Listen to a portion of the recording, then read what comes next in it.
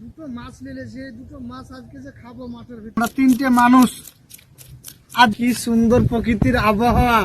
এই সুন্দর আবহাওয়াতে বসে রান্না বান্না আর মাছ ছড়াতে কি সুন্দর যে লাগছে। আপনারা কি মোটা মোটা হয়েছে দেখছেন তো, একবারে সেই সাইজ।